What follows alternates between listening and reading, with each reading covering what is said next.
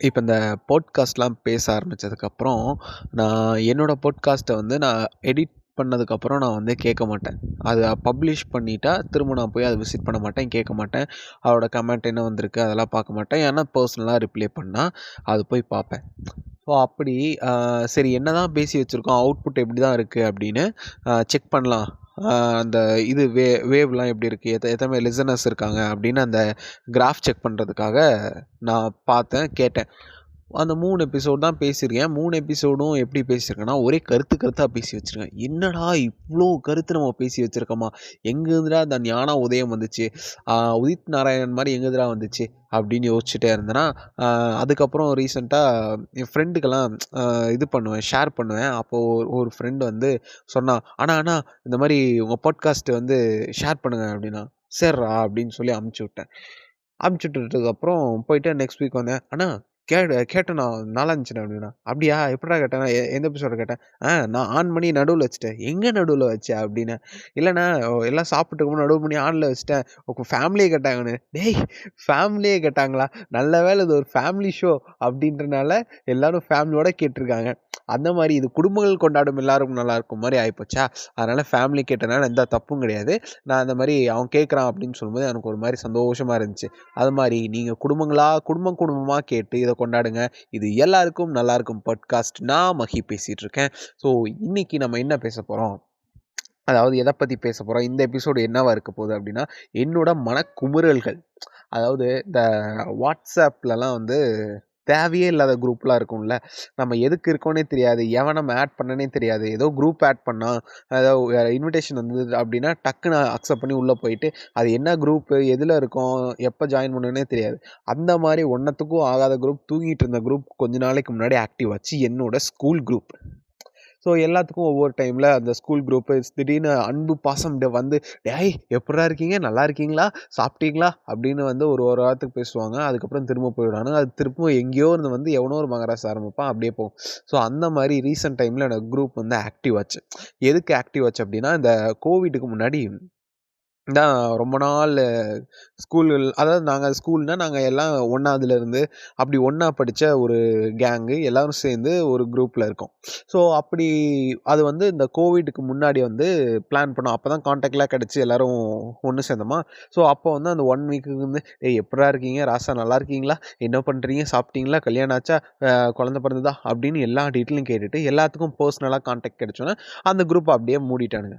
அதுக்கப்புறம் திரும்பவும் ஒருத்தன் மெசேஜ் பண்ணான், மச்சி நம்ம இந்த 96ல மாரி ரீயூனியன் பண்ணலாம்டா, செம்மையா இருக்கும்." அப்படின்னா, நானும் அந்த 96 பார்த்த எஃபெக்ட்ல சரி பண்ணலாம், சூப்பரா இருக்கும் அப்படின்னு சொல்லிட்டு பண்ண ஆரம்பிச்சோம். சரி ஓகேடா அப்படின்னு சொல்லிட்டு அப்புறம் எல்லாம் அரேஞ்ச் பண்ணோம். கோவிட் வந்துச்சு. சரி அது நியாயமான ரீசன் அப்படியே விட்டாச்சு, பண்ண முடியல.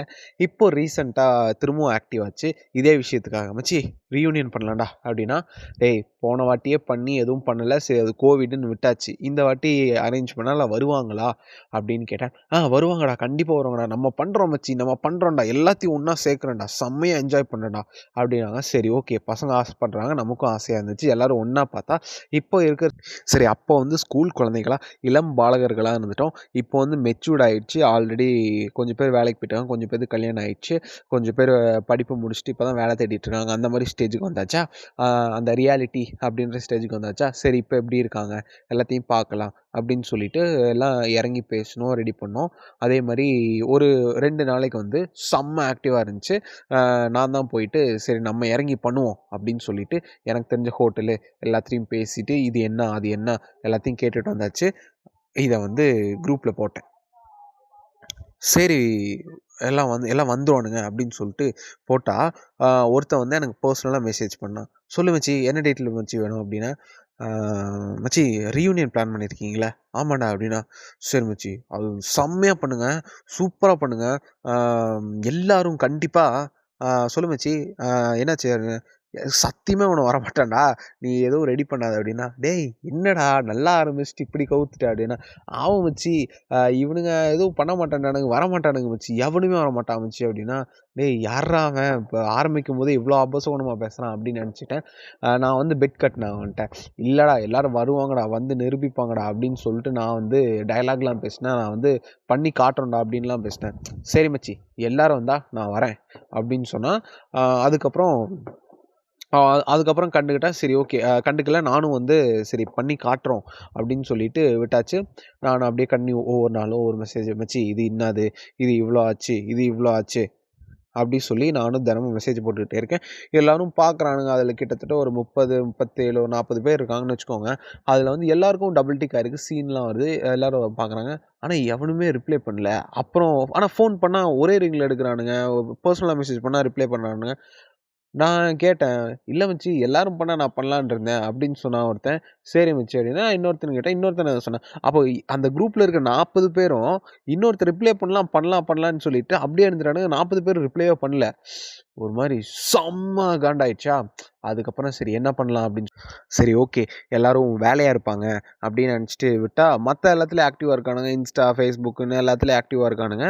மற்றதெல்லாம் ப்ரைவேட்டாக மெசேஜ் பண்ணுறானுங்க. குரூப்பில் மட்டும் ரிப்ளை பண்ண மாட்டேன்றானுங்க. ஏன்னு கேட்டால், இல்லை மச்சி வேலையாக இருந்த மச்சி அப்படின்னா, நான் இன்னொருத்தன்ட்ட சொல்லி மச்சி இந்த மாதிரி பேசுடா எல்லாத்துலேயும் பேசுடா அப்படின்னா, அவன் ஒருத்தன் வந்து நல்லா நறுக்குன்னு மெசேஜ் போட்டான். நீங்கள் எல்லோரும் ரொம்ப பிஸ்னஸ் மேக்னெட்டு, எல்லோரும் வந்து வேலையாக இருப்பீங்க, நீங்கள் வந்து ஓகேன்னு கூட போட வேணாம், ஒரு கேன்னு போடுங்க அப்படின்னா, அந்த கே கூட சில பேர் போடாமல் இருந்தாங்க. அதெல்லாம் பார்த்துட்டு ஒரு மாதிரி செம்ம காண்டாயிடுச்சா, சரி அப்படியே விட்டாச்சு. சரி இனிமேல் வந்து அந்த இதையே வந்து இது பண்ணக்கூடாது, த பிளான் வாஸ் டிசாஸ்டர் அப்படின்னு முடிவு பண்ணி அப்படியே இருந்தேன். அதுக்கப்புறம் ஒருத்தன் வந்தான், மச்சி பிளானு இது என்னாச்சு அப்படின்னா, செம்மையாக அசிங்கமாக திட்டிட்டு இனிமேல் பிளான் பற்றி பேசினேன் அவ்வளோதான் அப்படின்னு சொல்லிட்டு விட்டாச்சு. இப்போ வரையும் அந்த பிளான் வந்து அப்படியே ஊற்றி மூடி அப்படியே இருக்குது. இப்போ எல்லாரும் ஒவ்வொருத்தராக மெசேஜ் பண்ணிகிட்ருக்காங்க. ஆனால் நான் பண்ணலை. நாங்கள் தான் ஃபஸ்ட் ஆரம்பித்தோம். எனக்கு அந்த கோவம் இருந்துச்சு. சரி யாருமே பண்ண மாட்டேன்றாங்க, யாருக்கும் விருப்பம் இல்லை போல் அப்படின்னு சொல்லிட்டு விட்டுட்டேன். இப்போ எல்லாரும் ஒவ்வொருத்தராக கேட்டுகிட்டே இருக்காங்க. பட் நான் பண்ணலை. அந்த 40 பேரும் ஓகே சொன்னால் இந்த ரீயூனியன் சிறப்பாக செம்மையாக நடக்கும். இல்லைன்னா இந்த பிளான் டிசாஸ்டர் அப்படின்னு சொல்லிட்டு அப்படியே ஊற்றி மூடிட்டு போயிடுவேன். திரும்ப இதை பற்றி நான் பேச மாட்டேன். அப்படி சப்போஸ் நடந்தால் இதே பாட்காஸ்ட்டில் வெற்றிகரமாக நடந்தது ரீயூனியன் அப்படின்ற தலைப்பில் நான் திரும்பவும் பேசுகிறேன். இது வந்து ரீயூனியன் பாவங்கள் அப்படின்ற தலைப்போட இது வந்து வெளியாகும். இது முழுக்க என்னுடைய ஃப்ரெண்ட்ஸ் குரூப்பில் கேட்டுட்டு இருந்தா அவங்களுக்காக மட்டுமே பதிவு செய்யப்படுகிறது. இதே மாதிரி வேறு யாராவது பிளான் போட்டு இந்த மாதிரி கோவா போகிறேன், இன்னமும் வந்து கோவா போகிறேன் பிளான் போட்டுட்ருக்கவங்க இன்னும் இருக்காங்க. அந்த செட்டில் நானும் இருக்கேன். ஸோ அந்த மாதிரி கோவா போகிறேன், இங்கேருந்து டிவிஎஸ்லேயே வந்து லடாக் போகிறேன், நடந்து லடாக் போகிறேன் அப்படின்னு பிளான் போட்டுட்ருக்கவங்க எல்லாத்துக்கிட்டையும் சொல்கிறேன், ஃப்ரெண்ட்ஸாக சேர்ந்து ஏதாவது பிளான் போட்டால் சத்தியமாக அது உருப்படாது, அது நாசமாக தான் போகும். அதனால் வந்து எல்லோரும் தனியாக பிளான் போடுங்க, சடனாக பிளான் போடுங்க, அது ஒர்க் அவுட் ஆகும். இது வந்து நான் பார்த்தது, அனுபவிச்சது. ஸோ என்னோடய குமுறல்களை வந்து நான் வந்து கொட்டிவிட்டேன். இதில் எந்த கருத்தும் எதுவும் ஒன்றும் கிடையாது. எனக்கே கருத்து பேசி ஒரு மாதிரி கருத்து கந்தசாமி மாதிரி ஆயிட்டனோ அப்படின்ற ஃபீல் வந்துச்சு. சரி ஓகே, நமக்குன்னு நம்ம எல்லாத்துக்காகவும் பேசுகிறோம், நமக்குன்னு ஏதோ ஒன்று ரெக்கார்ட் பண்ணலாம். ஸோ எப்போ கேட்டாலும் ஒரு மாதிரி ச்சே நம்ம இப்படி குமுறி இருக்கண்டா அப்படின்ற மாதிரி ஏதாவது தோணும் அப்படின்றக்காக மட்டுமே இது ரெக்கார்ட் பண்ணது. ஸோ இது எல்லாருக்கும் நல்லாயிருக்கும் பாட்காஸ்ட். இந்த மாதிரி யாராவது வந்து உங்ககிட்ட பிளான் அங்கே போகலாம் இங்கே போகலான்னு சொன்னால் நம்பாதீங்க, ஓகேவா? ஸோ அடுத்த எபிசோடில் திரும்பவும் வந்து மீட் பண்ணுறேன். அதுவரை எல்லாரும் உங்கள் வேலையை பாருங்கள். நோட்டிஃபிகேஷன் வந்தால் கண்டிப்பாக கேளுங்க. இது எல்லாருக்கும் நல்லாயிருக்கும் பாட்காஸ்ட் சீசன் 2. நான் மஹி பேசிகிட்ருக்கேன். Thank you all. Take care of your self.